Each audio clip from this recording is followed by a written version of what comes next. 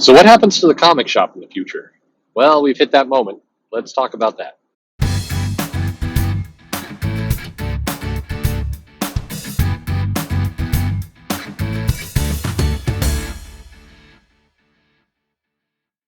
Hey, there's this Perch. Continuing on a week or 5 days, 7. Can I string this out for 7 days? Probably 5 days of kind of future predictions, really kind of on the nose things that I want to go ahead and just say outright that you can all come back a year from now or whatever and prove where I'm wrong. So I want to not make loose predictions and be really clear about it. So if you haven't listened to 1 and 2, I suggest you go back and listen to that. This is the third in the series of unfortunate events that are the near-term comic future. So I talked about the rise of indie, kind of the bigger pressure that we put on from the large big two publishers. Talked about distribution and talked about how digital would finally come into its own and kind of different ways it will take. And tomorrow I'm going to go into a lot more of what I teased there right at the very end, which is how comics get past how does this community evolve and why does the community matter so much right now. So going to talk a little bit more about that. But today it's time for the comic shops. And unfortunately, the future, well, put it this way. There are people who can stare the future kind of boldly in the face and prepare themselves for the changes that will come, that know in their hearts that nothing stays the same forever, that change is inevitable. And unfortunately, a lot of the people who run comic shops and own comic shops struggle with that concept. They really would just like the 90s to come back and for things to be like they were and not change. And unfortunately, things are changing, will change. There's definite change in the future. So the biggest of which is the comic store as it exists today. And when I say comic store, I'm talking about kind of a broad brush of a store that sets itself up. It's got a big shelf on the wall filled with new issues. And it's got, 20, 30, 40 boxes of back issues kind of piled in kind of the other half of the store, a bunch of toys, a ton of Funko, and that's the comic shop. So the bad news is the next 5 to 10 years, that comic shop is going to continue to die and ultimately be extinct. That comic shop, as it exists like that, it can't survive. There's a number of reasons why. The price point to value ratio that exists today with comics does not support that kind of model. Rent is going to continue to rise. Brick and mortar stores are going to continue to take a hit. And unfortunately, a lot of the current publishers over the last several years have acclimated themselves to this idea that they can sell comics at the 10,000 to 20,000 range and as a bulk of their line, and that's okay. And it is okay for them. Their business can survive that way, but unfortunately, the comic store cannot. The comic store needs more titles above 50,000 to 100,000. That's where the majority of books need to be sitting, and they don't today, and there's no signs that they will. Unfortunately, everything is going to steer towards stabilizing that indie market, that smaller tier selling market, and figuring out ways to make digital happen, which will allow the content creator, the publisher to go direct to the consumer and take out both the comic shop and Diamond in the process. And both those things are going to happen. Now, that doesn't mean comic shops disappear. There's going to be kind of 2 new types of comic shop that will emerge out of this. There will be comic shop number 1, which will look a lot more like a collector's shop. And it's not just going to be comics alone. It's going to be pop culture. It's going to be toys. It's going to be rare art. It's going to be all of those kinds of things. One thing that we're seeing kind of emerge out of this, soon to be post-millennial world is that there's a value in not antiques. It's like the antique shop on steroids. There's value in historical collector items, things that are well preserved, things that are in frames, things that make up neat pop culture references, things that create good talking pieces, things that fill those categories. And there will be more of that type of shop.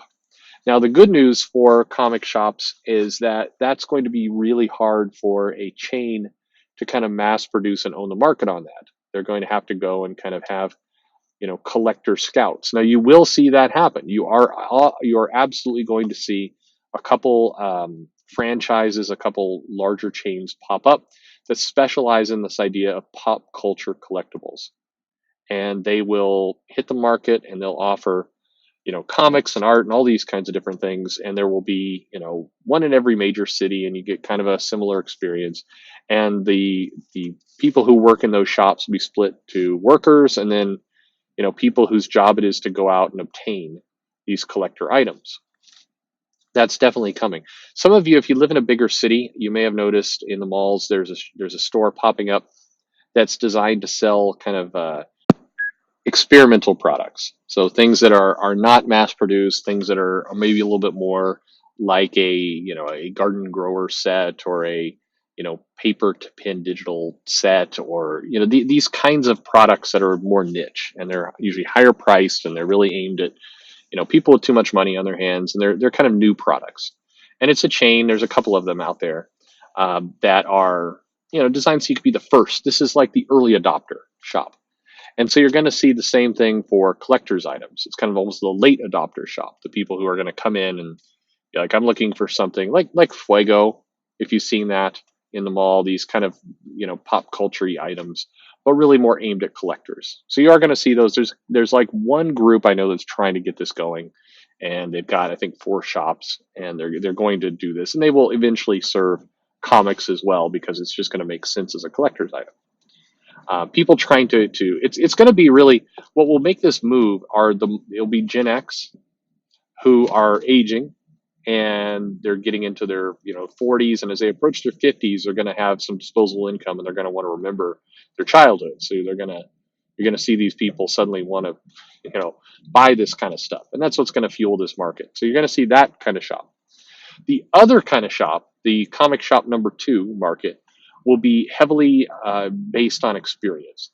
So this is where you go in, and it's like, I want the experience of a comic. I want to kind of immerse myself in kind of everything that is a comic. So this is where, almost think of Loot Crate, except you're going to go into a shop and you're going to say, I'm really interested in Wonder Woman, and you're going to walk out having spent like $500 of Wonder Woman stuff. You're going to get some of the best issues in the line. You're going to get a trade paperback, you're going to get a piece of original art, you're going to get a poster, a t-shirt, and you're going to get like the experience of Wonder Woman all in a convenient package. That's the other kind of shop. And I talked a lot about the first and less about the second. The second is more of just somebody who's taking the effort to curate and bring all these things together for you, so that you can come in and rapidly become an X-Men fan, or a Wonder Woman fan, or a Superman fan, or whatever it happens to be. They're going to have like the get started with Superman kit, if you will. And that shop is going to be is going to look a little bit less common. It's definitely not going to be a chain type shop that's going to be a one-off, but it's going to be where and it's also going to be one where some of the creators will gravitate to that type of shop.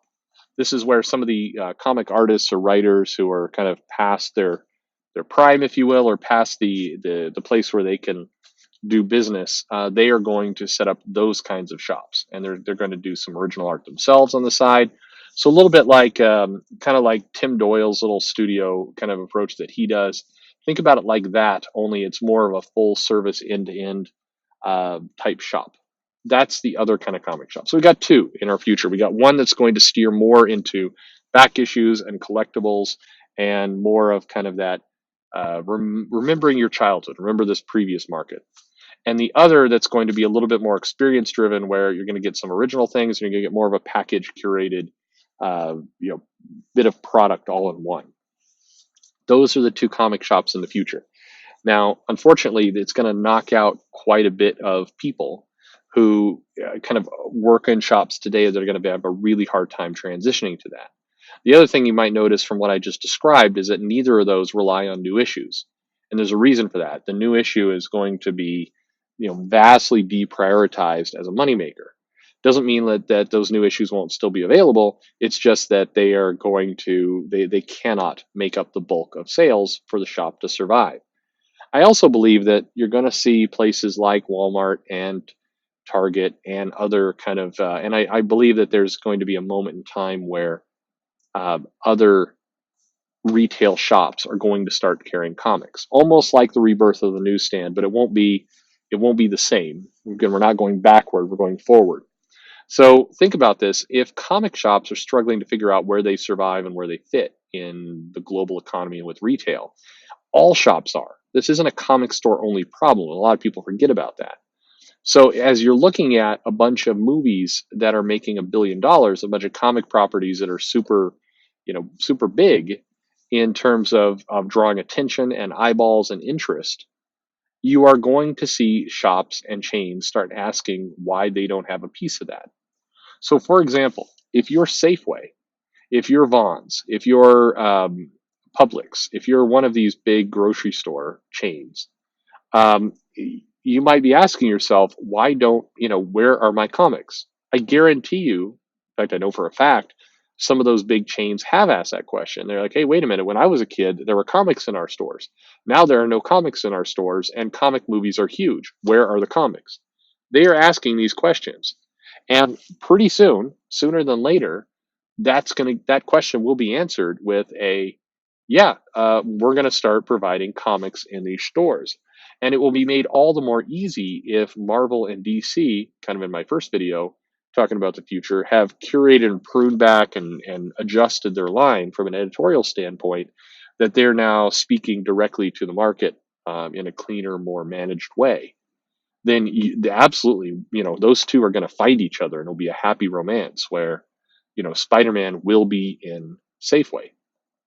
I'm going to make this prediction that by the time 2020 ends, so that's 18 months away, less. That's less than 18 months away. That's not long from now.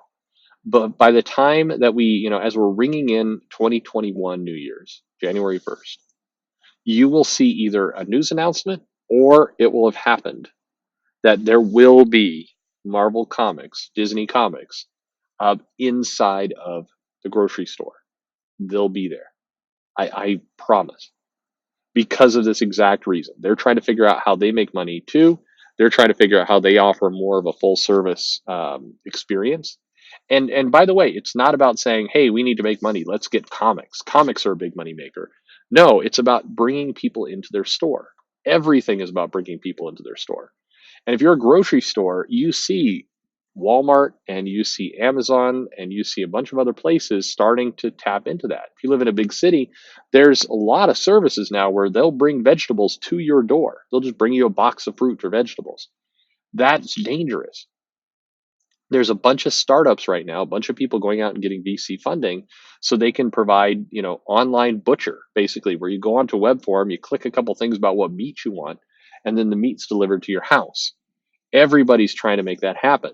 If you're the grocery stores, you're trying to keep those people.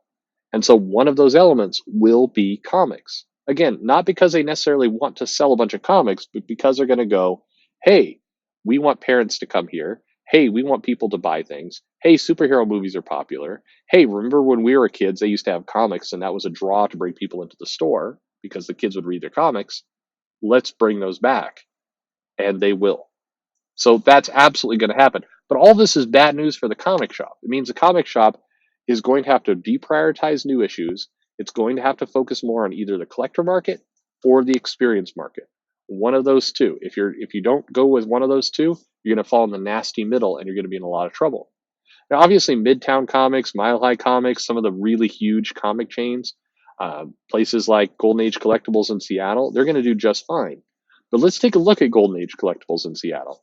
They have already made themselves largely into that collector shop that I mentioned earlier, and a little bit the experience.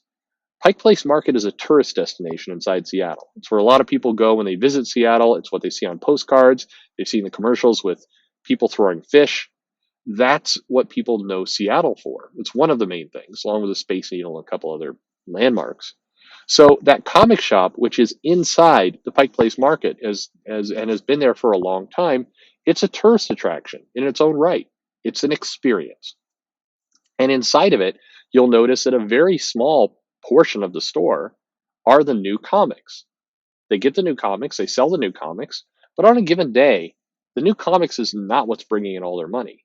It's all the pop culture items, it's everything else that's in that store. They've already made the leap, and that is an indicator of where things are going. You're going to see comic shops adapt to that, or as I said, heavy experience, or maybe both.